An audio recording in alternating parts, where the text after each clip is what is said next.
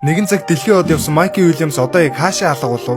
Сошиал медиад LeBron, KD, Drake тэргүүтээ сая дагагчдыг цуглуулж NBA-д хөл тавихаас ч өмнө санхүүгийн эрхчлөлөнд хүрсэн тэрээр өнөөдөр хаана яваг нь мэдэх хүн нэг ч үгүй.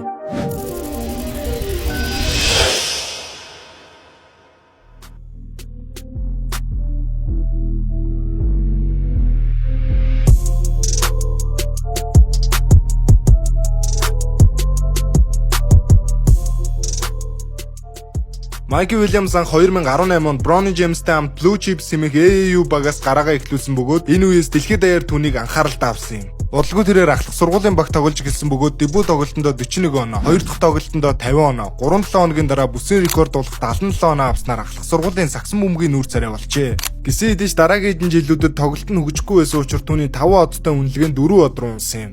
Гэхдээ жинхэнэ асуудал энэ байсангүй. 2023 онд анх удаага коллежийн сагсан бөмбөг тоглох жилдээ Майки Уильямс гал зэвсэг ашигласан эргээр олон жилийн хорих хял сонсох хэмжээний томоохон асуудалтай тулгарв. Ийхүү тэрээр коллежийн сагс тоглох эхний жилээ сагсан бөмбөгийн талбайд бас шүүх байгууллагт өнгөрөөсөн байна. Хоёр дахь жилдээ Майки UCF руу шилжин тоглосон эдийн сэлгэнээс өрдөө 5 оноод унтчлав. Яг ийм байдлаар түүний карьер тэнгэрээс газарт хүчтэй унав. Харин хөнгөлийн үзүрт ассан нэг гэрлэн Sacramento State-д шилжсэн явдал байна. Учир нь энэ багт Chuck ажиллаж байгаа бөгөөд өөрийн хүү Sheriff O'Neal болон хэсэг бусаг нөхдүүдийг цуглуулж амжилт гаргахыг тэрээр зорж буй. Майки саяхан коллежийн карьер хаяа болох 30 оноогоо нэр дээрээ бичүүлсэн.